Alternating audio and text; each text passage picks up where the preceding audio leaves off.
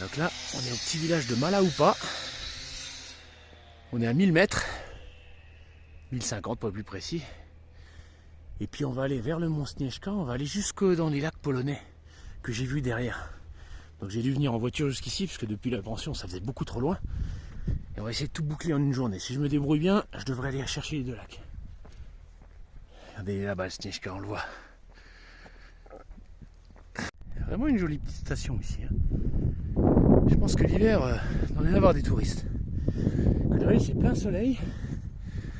Mais on n'a pas l'impression sur la vidéo, mais il fait quand même très froid. Là, il fait 1 degré sur la voiture. C'est le soleil, mais c'est le soleil froid. C'est le vent d'est. Et le vent commence à se lever. Il n'y en avait pas du tout hier, mais c'est encore léger, mais on sent que c'est un vent frais, quoi. Allez, c'est parti. Direction la forêt. Voilà, ça parle du grand tétra. Alors bon, c'est que du tchèque, donc je pige un mot sur deux. Mais d'après ce que j'ai compris, voilà, il prévoit la disparition du tétra en 2040. Je vous dis, dans les Vosges, il n'en restait que 4. Ils en ont réintroduit depuis la Norvège, mais c'est vrai que le tétra disparaît dans tous les massifs de moyenne montagne en Europe. Parce que le tétra, en fait, c'est un animal qui est très farouche, qui a besoin de calme, qui a besoin d'espace. Et le problème, c'est que nous, les êtres humains, on occupe tellement d'espace, ne serait-ce que sur les chemins de randonnée, sur les bûcherons, sur l'agriculture, que du coup, ces animaux-là, n'ayant pas assez d'espace, ils se reproduisent de moins en moins et ils disparaissent progressivement. Donc c'est pour ça que maintenant on essaie de mettre des aires de protection où on interdit aux randonneurs, aux bûcherons et à tout le monde d'aller pour laisser la place un peu à la nature, sauf que ces zones elles sont encore pas très grandes et on ne sait pas si ça suffira. Donc on verra si on arrive à sauver l'espèce. Alors là, on est à la frontière tchéco-polonaise. Et apparemment, pour emprunter ce chemin-là, qui va côté polonais, faut payer. C'est la première fois que je vois un péage sur un sentier de randonnée. Pourtant, j'en ai vu des trucs, mais alors ça, c'est la première fois. Bon, non, c'est pas grave, on va pas par là, mais ouais, c'est surprenant. Et Česká republika, voilà. Et la frontière, c'est là. À droite, c'est la Pologne, à gauche, c'est la Tchéquie. C'est l'ancien chemin de ronde, en fait. Allez, on poursuit.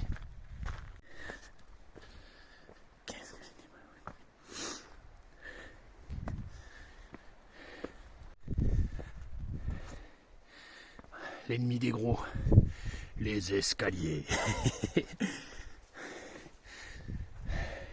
Comment ça va, une belle vue à force de monter, hein? C'est bien. Allez, on continue de suivre la frontière. Ça commence à être beau là.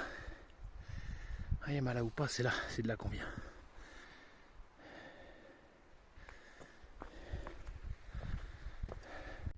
Voilà, on est arrivé au sommet de la deuxième montagne. On a fait la première, on est redescendu, la deuxième. La troisième, c'est celle-là, le Śnieżka. Alors pas monter en haut, on va la contourner par l'ouest. Parce que les lacs polonais sont quand même assez loin. Et il faut que j'arrive à revenir avant la nuit. Si je marche vite, je pourrais me permettre de faire l'ascension à la fin en bonus. Ça c'est beau, la végétation dense comme ça. Ça c'est magnifique, j'adore ces petits sentiers étroits comme ça. On serpente entre les arbres. On voit que c'est dense, on pourrait pas passer à travers. Ça fait penser un peu au maquis corse. Bon, c'est pas la même type de végétation, bien sûr. Mais au niveau densité, on va dire. Densité, ça rappelle le maquis corse. Pas au niveau des espèces, bien sûr. Voilà, notre prochaine étape. Le mont Śnieżka qui sort de la végétation. On va monter par là, par la crête, tac, tac. Et puis ensuite, on va contourner par la droite et les lacs qui sont là-bas.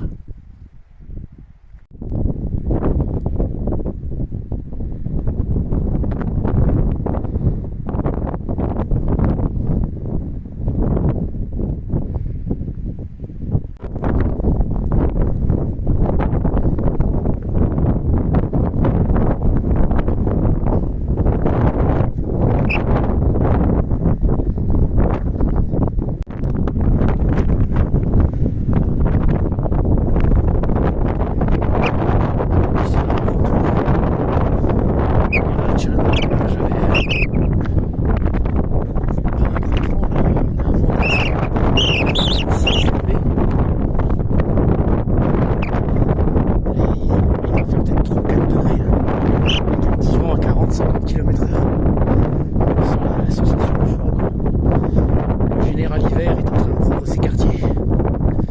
D'ici 2-3 semaines, les premières neiges arriveront, je pense. Alors, on est en train de s'enfoncer en territoire polonais. Le lac il est juste planqué là, oui, au pied des falaises. On le voit pas encore. Voilà, ça y est, on commence à voir le lac là. On le distingue. Et voilà, on est arrivé dans le cirque glaciaire. Et voilà le lac qui scintille au soleil. Donc là on est en plein territoire polonais. Je ne sais plus comment s'appelle le lac, c'est du polonais. Il y a un petit chemin qui permet de ne pas en faire le tour, mais on va aller explorer ça. Ah, c'est une vraie merveille. C'est vraiment beau.